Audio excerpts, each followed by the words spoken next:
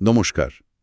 ঝাড়খণ্ডে ডাক্তারি পড়ার সুযোগ, বিশেষ করে 2025-এর নিট রেজাল্টের পর কি অবস্থা, সেটা নিয়েই আজ আমরা একটু গভীরে যাব। সরকারি ওয়েবসাইট, কাউন্সেলিংয়ের তথ্য, বিশেষজ্ঞদের মতামত, এই সব ঘেটে জরুরি বিষয়গুলো তুলে আনব। মানে ঝাড়খণ্ডের সরকারি বেসরকারি মেডিকেল কলেজ, ভর্তি প্রক্রিয়া, খরচ আর এবারের সম্ভাব্য কাট অফ নিয়ে একটা পরিষ্কার ধারণা দেওয়াই লক্ষ্য। চলুন শুরু করা যাক। হ্যাঁ, দেখুন, ঝাড়খণ্ডে এমবিবিএস বা বিডিএসে ভর্তি হওয়াটা কিন্তু বেশ প্রতিযোগিতামূলক, মানে সহজ নয়। Jharkhand combined entrance competitive examination board, মানে যেটা জেসিসিবি, তাদের ভূমিকা আর রাজ্যের কোটার নিয়ম কানুন এগুলো জানাটা খুব দরকারি। আজকের আলোচনা আশা করি এই বিষয়গুলো বুঝতে সাহায্য করবে। আচ্ছা, তাহলে কলেজগুলোর কথায় আসি। ঝাড়খণ্ডে এখন কটা সরকারি মেডিকেল কলেজ আছে, এইমস দেওঘরকে ধরে? হ্যাঁ, এইমস দেওঘর মিলিয়ে মোট 7টা সরকারি মেডিকেল কলেজ। আর বেসরকারি? বেসরকারি বা ডিমড আছে দুটো। একটা হলো লক্ষ্মী চন্দ্রবংশী মেডিকেল কলেজ ও হাসপাতাল, আর অন্যটা মণিপাল টাটা মেডিকেল কলেজ। তাহলে মোট এমবিবিএস সিট কতগুলো দাঁড়াচ্ছে? বিভিন্ন জায়গায় একটু আলাদা আলাদা সংখ্যা দেখি। হ্যাঁ, একটু 19-20 হয়। মোটামুটি ধরুন 930 থেকে 1100-র বেশি। এর মধ্যে সরকারি সিট হলো প্রায় 730 থেকে 805টা, আর বেসরকারি সিট 250টা। আর ডেন্টাল মানে বিডিএস? বিডিএস এর জন্য 4টে কলেজ আছে, একটা সরকারি আর 3টে বেসরকারি। সব মিলিয়ে প্রায় 363টার মতো সিট। আচ্ছা, এই সিটগুলো ভাগ হয় কিভাবে? মানে এআইকিউ আর স্টেট কোটার ব্যাপারটা? ঠিক, মোট এমবিবিএস সিটের 15% থাকে অল ইন্ডিয়া কোটা বা এআইকিউ এর জন্যে। এর কাউন্সেলিংটা কিন্তু কেন্দ্রীয়ভাবে হয়, মানে মেডিকেল কাউন্সেলিং কমিটি বা এমসিসি করে। আর বাকি 85%? বাকি 85% হল স্টেট কোটা। এর কাউন্সেলিংয়ের পুরো দায়িত্বে থাকে জেসিইসিবি। ও, আর সরকারি কলেজে স্টেট কোটার জন্য তো ঝাড়খণ্ডের ডোমিসাইল লাগবে, তাই না? একদম, ঝাড়খণ্ডের স্থায়ী বাসিন্দা হতেই হবে। রাজ্যের ছেলেমেয়েদের সুযোগ নিশ্চিত করার জন্য এটা জরুরি। কিন্তু বেসরকারি কলেজে কি বাইরের রাজ্যের ছাত্রছাত্রীরাও সুযোগ পায়?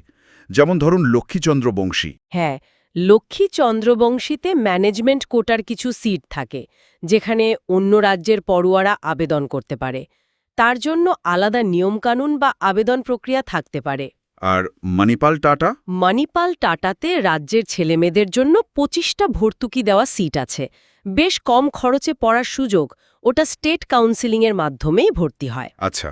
আর এআইএমস দেওঘরের 125টা সিট। ওটা পুরোটাই কেন্দ্রীয় ব্যাপার, মানে এমসিসির মাধ্যমে এআইকিউ কাউন্সেলিং দিয়ে ভর্তি হয়, ওর সাথে স্টেট কাউন্সেলিংয়ের সম্পর্ক নেই। ভর্তি প্রক্রিয়াটা তো নিট স্কোরের ওপরে নির্ভর করে, তাই তো? হ্যাঁ, পুরোটাই নিট ইউজি স্কোরের ভিত্তিতে। জেসিইসিবি অনলাইনে কাউন্সেলিংটা করায়। 2025 সালের জন্য আবেদন কবে থেকে শুরু হতে পারে, কিছু আন্দাজ আছে? কিছু সূত্রে শোনা যাচ্ছে 16 জুলাই থেকে 26 জুলাইয়ের মধ্যে হতে পারে। তবে ফাইনাল তারিখের জন্য অবশ্যই জেসিইসিবির ওয়েবসাইটে নজর রাখতে হবে। ওয়েবসাইটে চোখ রাখাটা জরুরি। আচ্ছা, প্রসেসটা কি রকম, মানে স্টেপগুলো?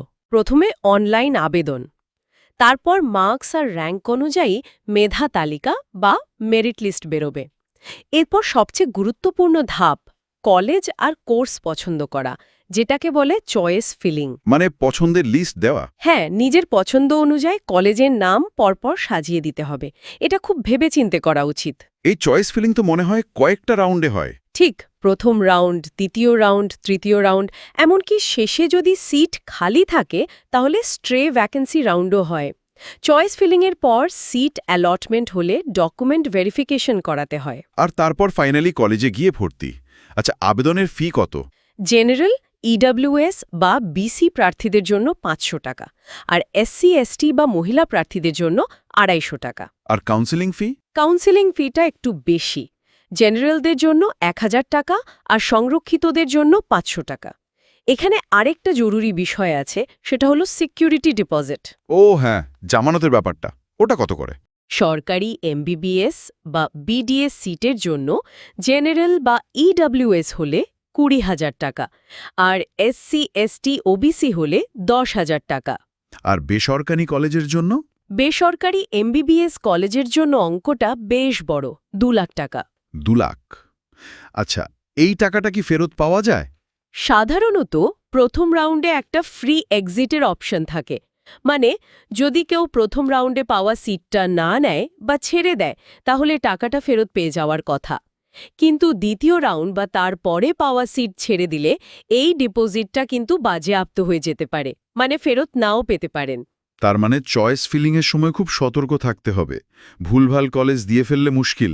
একদম, পছন্দের ক্রমটা খুব গুরুত্বপূর্ণ। আর নিয়মিত JCCEBর ওয়েবসাইট চেক করাটাও মাস্ট। jcceb.jharkhand.gov.in এই সাইটটা শুধু MBBS BDS নয়, BHMS বা আয়ুর্বেদের মতো কোর্সের ভর্তিও কিন্তু এই কাউন্সিলিংয়ের মাধ্যমেই হয়। এবার আসি কাট অফের কথায়, এটাই তো সবার চিন্তা। 2024-এ তো শুনলাম বেশ হাই ছিল কাট অফ। হ্যাঁ, গত বছর বেশ উঁচুতে ছিল।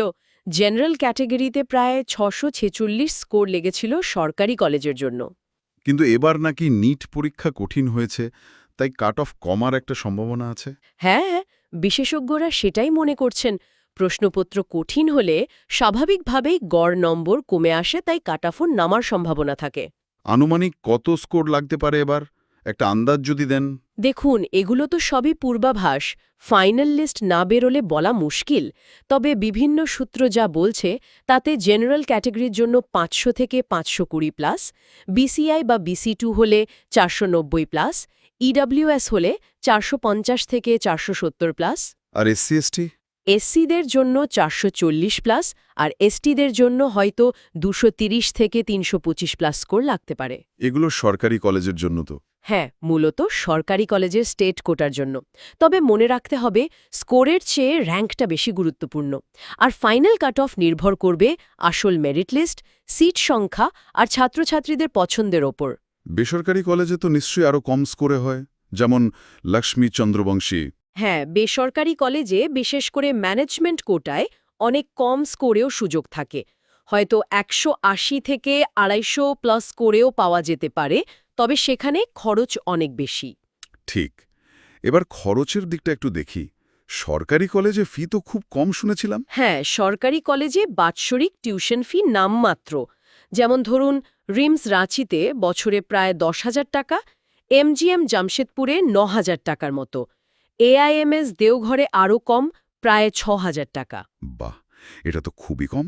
কিন্তু বেসরকারি কলেজে? বেসরকারি কলেজে খরচটা আকাশ ছোঁয়া।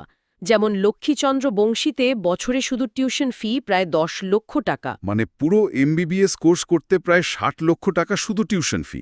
হ্যাঁ, সেরকমই। মোট প্যাকেজ 60 লক্ষের আশেপাশে।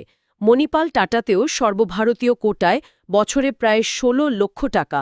স্টেট কোটার ভর্তুকিযুক্ত সিটগুলোতে কম, ক্যাটেগরি অনুযায়ী বছরে 12 লক্ষ বা 8 লক্ষ হতে পারে। এর বাইরে আবার হোস্টেল আর অন্যান্য খরচ তো আছেই।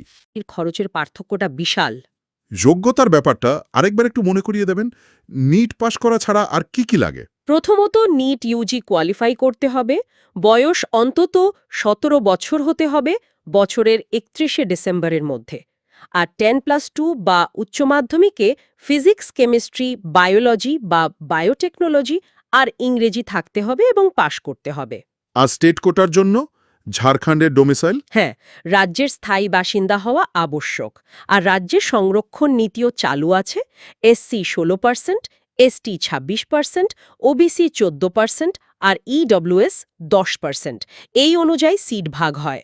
তাহলে সব মিলিয়ে যা বুঝলাম, ঝাড়খণ্ডে ডাক্তারি পড়ার সুযোগ অবশ্যই আছে, সরকারি কলেজের খরচও খুব কম, কিন্তু প্রতিযোগিতা বেশ কঠিন।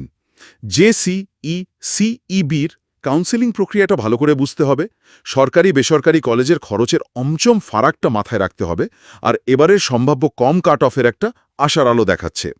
এসব তথ্য থেকে মূল বিষয়টা কি দাঁড়াচ্ছে? মূল বিষয় হল শুধু ভালো র্যাঙ্ক করলেই হবে না, কাউন্সেলিং প্রক্রিয়ায় অংশ নেওয়া, পছন্দের ক্রম ঠিকভাবে দেওয়া, মানে চয়েস ফিলিংটা স্ট্র্যাটেজিক্যালি করা, আর সঠিক সময়ে সঠিক সিদ্ধান্ত নেওয়াটা অত্যন্ত জরুরি।